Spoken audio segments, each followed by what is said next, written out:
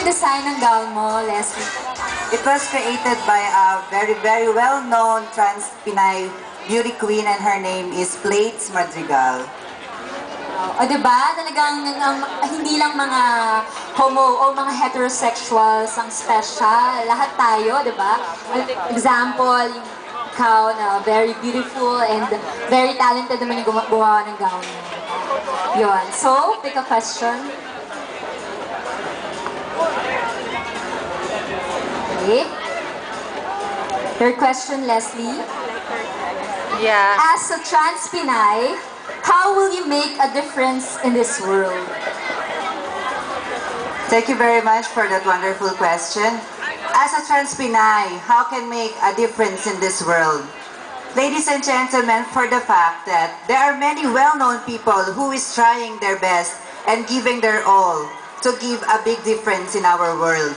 But we must know that it is very hard to please everybody because each and every one of us has their different points of view on different perspectives in life. So ladies and gentlemen, as a trans Pinay, how can I make this possible? First of all, I am not that rich to offer people anything. I am not that poor. I'm just a simple person living in the simple world. And quoted that I am a trans Pinay.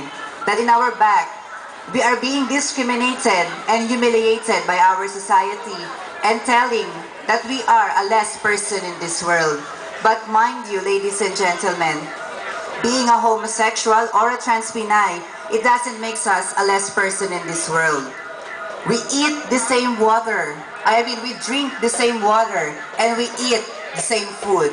So why would you tell us that we are different from this world? We are also creations of God.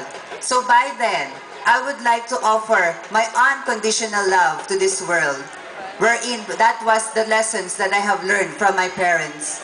Why do I say so? By just sharing it to the simple persons that surrounds me. That will make a big impact for them. Yes, it might be small, but big things comes in small packages. Because for example, they might say that, hey, this person, that even though she is a trans Pinay, she has a 100% pure heart. She's a good role model and a good role person.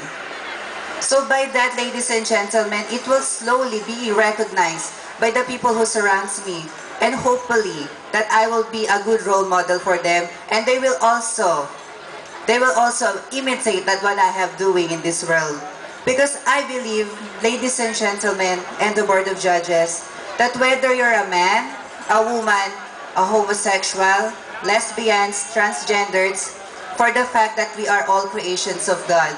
So therefore, the only thing that we only need to do is that we should give love, respect, understanding, and care for this world. Thank you very much and good evening. Thank you, Leslie, Thank you very much, Leslie. for being a fabulous role model.